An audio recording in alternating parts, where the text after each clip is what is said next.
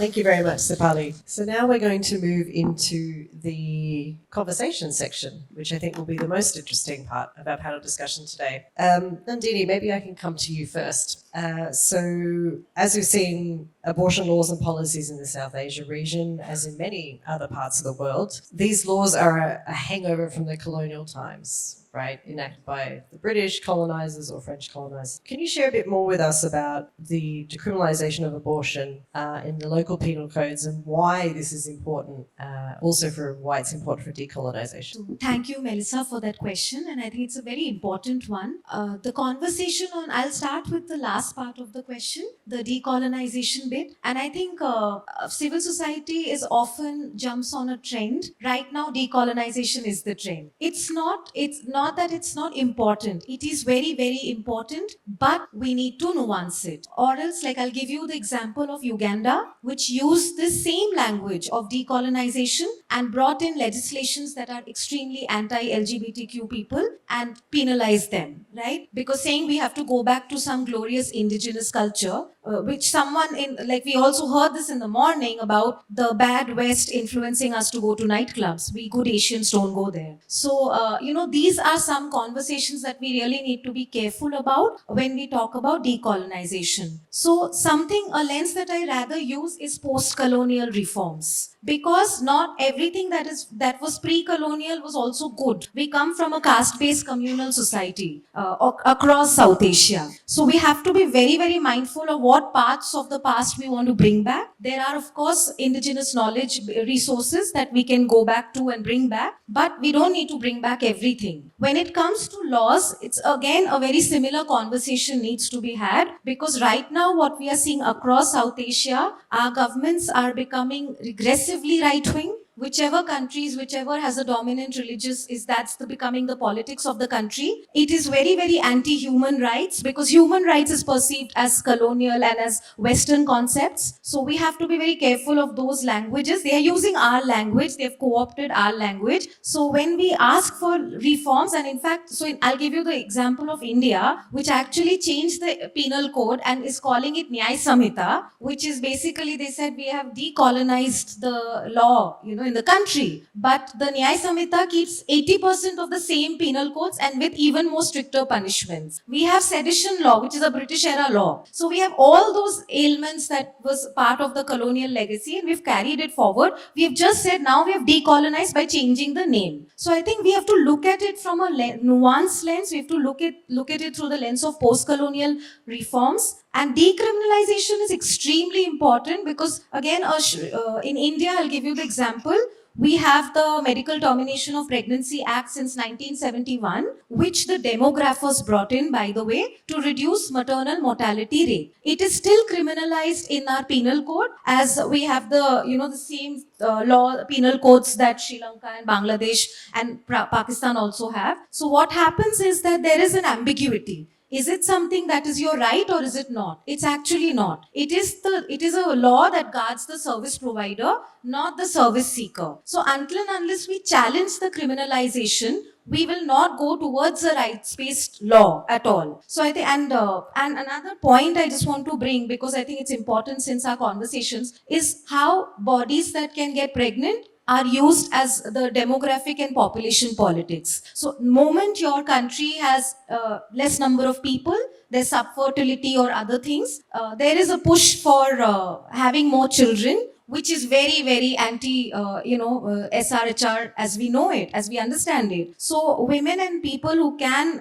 get pregnant, our bodies are not to be used for advancing the nation. Like that's just something that we need to be very, very careful of.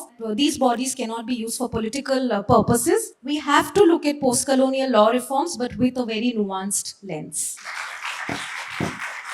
Thank you, Nandini. Dr. Freya, maybe if I can come to you next. So I think we all agree on this panel, and hopefully even in this room, that yes, decriminalization of these regressive laws that essentially prevent women and people that can get pregnant from accessing abortion to the care that they should have a right to.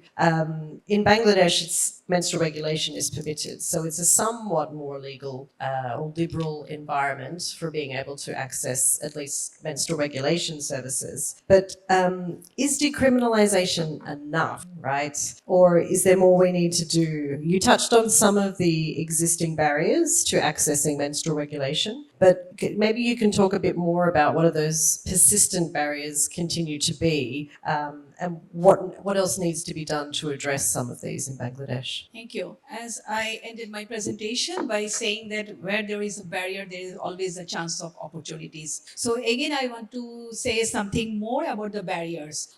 If you see that these barriers are always not the facility barriers, there are sometimes some community barriers as well. So for example, there are some different kind of misconceptions in any society. Why these misconceptions come? It is also related with the social norms and gender norms. So misconceptions, maybe few misconceptions are like that. If one woman can take the MR services, maybe would happen for her next pregnancy. That means the issue of fertility is very important. Another thing is that whether it will create something harm on the uterus, or what will happen, whether it will create some cancer or something, that situation. Why I want to mention this? Because if a single woman thinks in that way, maybe she may not go for her services. So that will hamper her life. Beside that, I can also talk about something about the lack of health literacy. Like sometimes, the services is there, but if this population or even the family members, they do not know that the service is in place, then what will happen? The unawareness is an issue. If our unawareness is present in the society, so what will happen? The accessibility of the service again will be challenged for those women. Another point I want to say, that is the gender role. Definitely the gender role is very important. Why? Because this gender role helps the woman to take the decision to have the services or take the decision for her health. But if you see deeply, who is taking the decision? Is it always that woman or her family member or her partner or husband? And if it happens, it ends like that her decision is taken by others because it's a norm. So we have to focus on the gender norms as well, which is a part of the social norm. And another point I want to say, that sometimes the service providers also become biased. They also think whether they will give the service to this client or that client. Maybe there are very clear strategy, very clear training program, but sometimes it's difficult to come out the deep-rooted norms or beliefs. So I think sometimes this kind of belief also hampered the services for those females or women who really want the services. And lastly, I want to say that for this attitude of the service provider also, as I said, like it is not only the judgmental attitude, they are kind of different attitude. They have the knowledge, they have the skill, but if the attitude is not okay, then the knowledge cannot be transformed to the practices. If this does not transform to the practices, who is going to be the sufferer? That female, that woman. So I think these are some of the barriers I wanted to mention. Great, thank you very much. Yeah, you make some really important points there, that even in a context where such as menstrual regulation is available, it doesn't necessarily mean that women have the autonomy to make the choice. It might be her family, it might be her partner, her mother-in-law. And I think, you make an important point as well about things like lack of awareness and information. So again, if we have a more liberal law, but the community isn't aware that it's available or in what conditions it's available, then this is also a barrier, right? So even in a context where it's less criminalized. And I think you also make an important point about provider bias. So I think we see that in many, many countries, again, where we have somewhat more liberal abortion laws, where we have conscientious objection and providers can decide, I don't want to do that, even if the National Ministry of Health policy says it should be made available. So I think that's also a reminder of some of the barriers, even in these less restricted contexts, that we need to be mindful of. Yeah, that decriminalisation isn't necessarily the only answer. There's going to be other things that we have to think about as well. Yeah. Inash, maybe I can come to you. So, as a young person, it would be great to hear a bit more from you about the experience of young people in the Maldives. So, you talked about the fatwa that was issued in 2013 by the Ministry of Islamic Affairs, which permits abortion under certain termination of pregnancy under certain conditions. But can you tell us how familiar are young people with this fatwa in the Maldives? And are they even able, I guess, what's the awareness of this fatwa amongst young people? And then what's the actual availability of, or can you talk a bit more about the availability of termination of pregnancy in the Maldives, and what are young people, their ability to be able to access termination of pregnancy service? Okay, hi again. Myself, as a young person, I have to admit that, like, if I'm being really honest, even I did not know about the fatwa being issued until recently while I was researching about it. So, and then I realized, okay, I'm a young person, then what about all the other young people that might not know about this? So I conducted a little questionnaire among a group of peers, and so with reference to that survey, nearly only 42% of the young people that I surveyed know about the fatwa or have heard of it, and like is somewhat aware of it. And then the rest, which is like the 58%, they've never heard of the fatwa, like ever. And some of them did hear about it, but they don't really actually know about it. They're not aware of it. And so, yeah, which is an issue, because like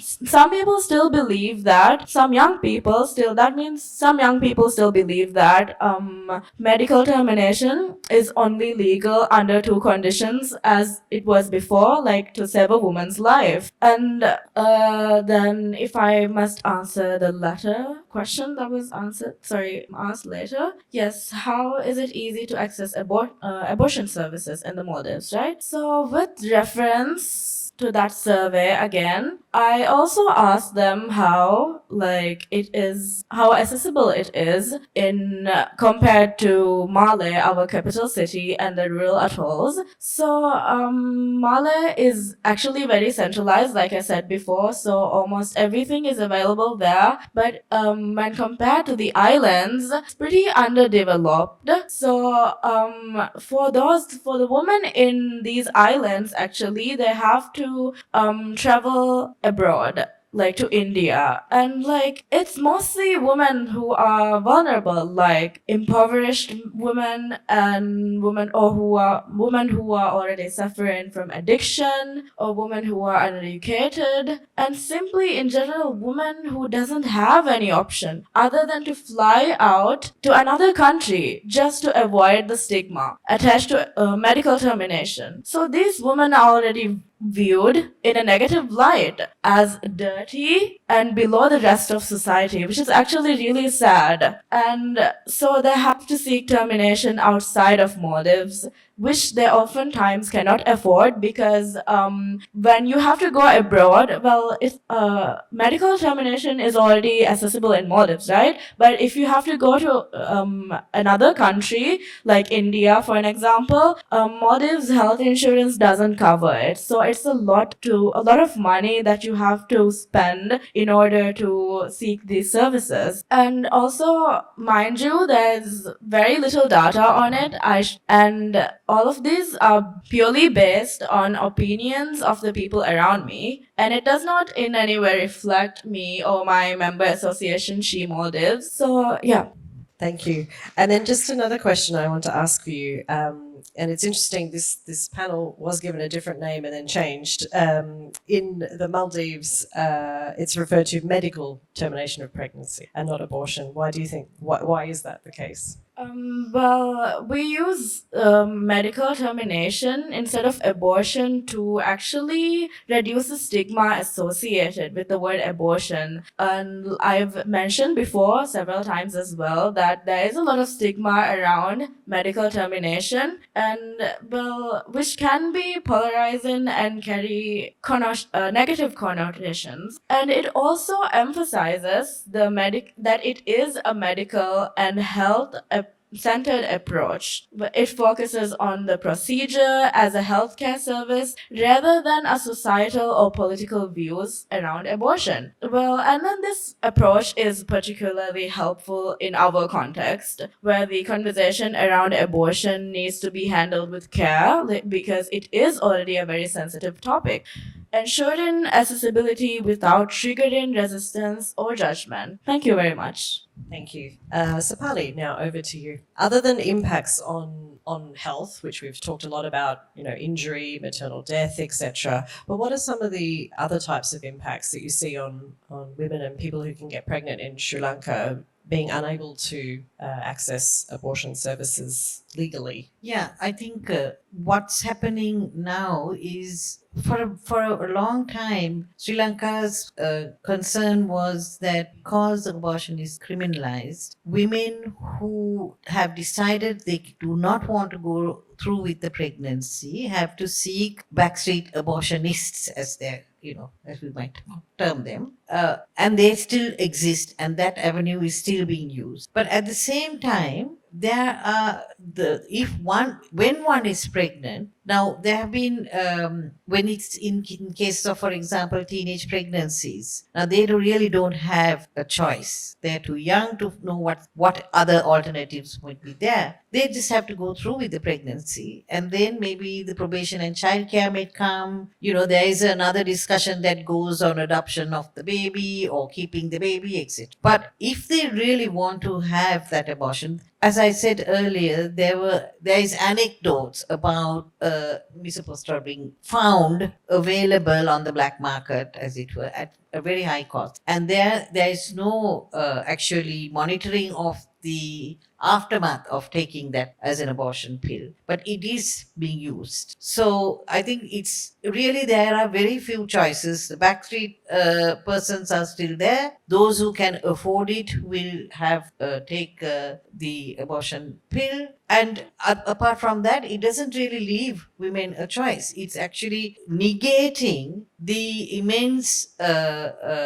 accomplishments of the healthcare in general overall, because it negates that aspect that women must have the right and must have quality services if they do not wish to go through with the pregnancy.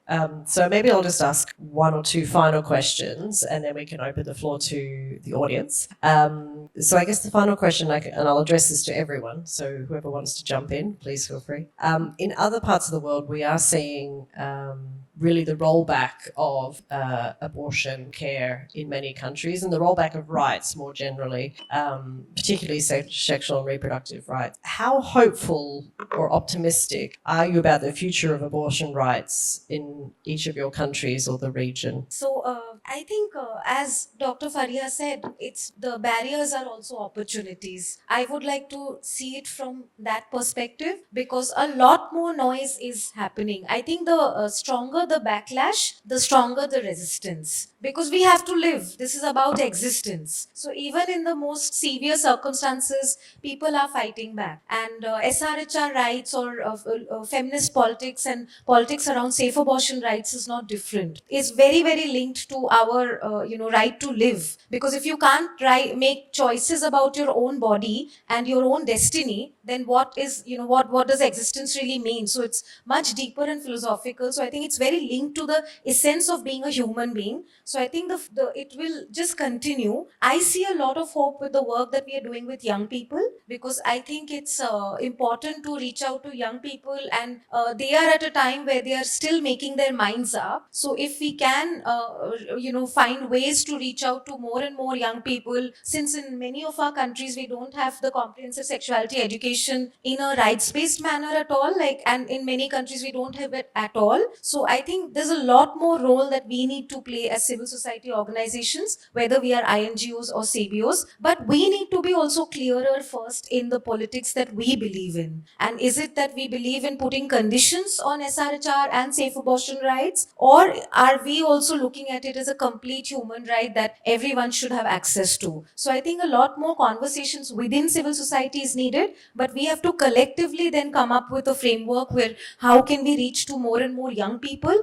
with a very rights-based approach that we have clarity on ourselves. Thank you so much. Now I would like to focus in a different way because I really believe and think that we need data and we need research and evidence-based research. I think we have the lack of data, regular data. Because if you ask about the data, for example, for the cervical cancer, you will find a Globocan, every country has their own data. But what about the topic we are discussing? Do we have regular data or abortion or MRM or MR services? What is the perspective of the woman? What is the perspective of the service providers? So what my thought is we need data, but it should not be only the numbers. We really need the qualitative research as well. We need the formative research, because why? I really want to listen the feelings of those women who cannot take the decision. Why they cannot take the decision? We need to answer those questions. And beside that, we also have to listen to the service providers' perspective, that why sometimes they are not biased, they are not judgmental, but why they are not ready to give the services. These questions has to be solved. And I also think that there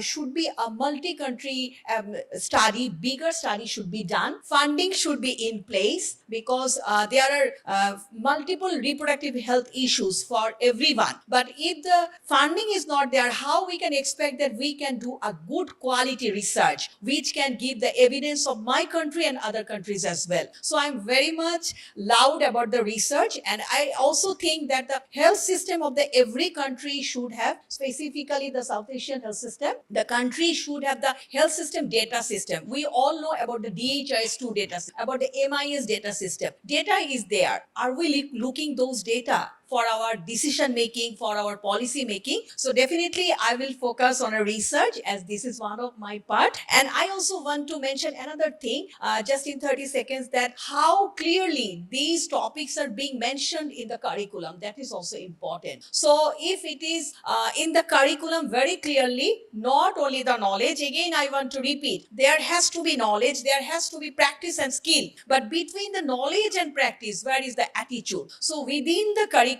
when we are being learned in the curriculum, then it will be easy in the real life when we are providing the training. So the attitude will be changed earlier. And finally, I want to mention another point, that sometimes the history, the background information is very important, and other countries' good examples is also important to motivate ourselves. So here I want to. How hopeful are you for around abortion rights in Sri Lanka going forward? Or do you have any final call to action or final words for the audience as our local representative? Okay. I will take from my colleague from Bangladesh. Yes, we are always hopeful. We have to be.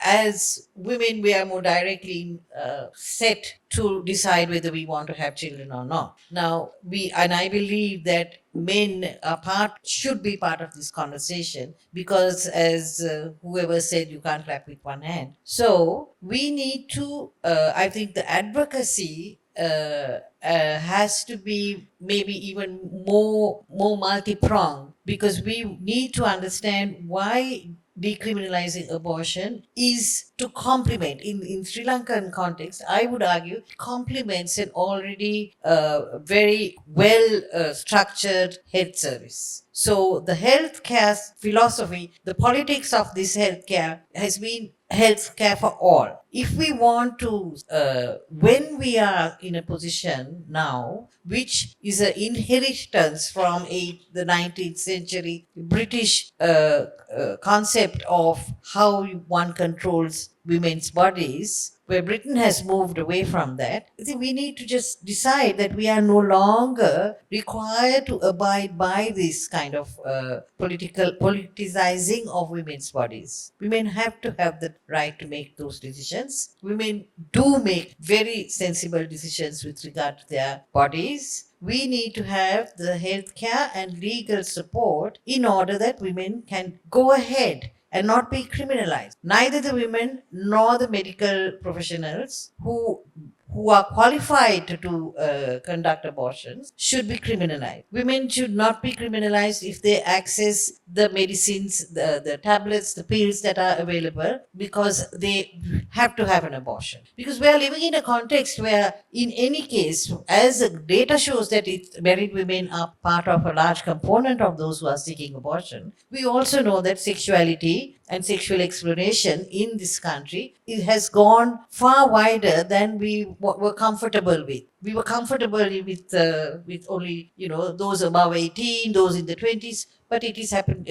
Exploration is by 12 years, 13 years, 14 years. So this is where I think that sexuality education also comes. Regarding that question, actually, she as in our MA, we could create clear, accessible educational materials outlining the legal grounds and medical circumstances under which medical termination is permitted. And these materials could include brochures, posters, infographics, and videos in simple language to make the information understandable to young audience. And as these include discussions in the safe spaces and wellness hangouts we also organize, and which also incorporates information about CSC and integrating with this information within CSC programs we have for out of school youth.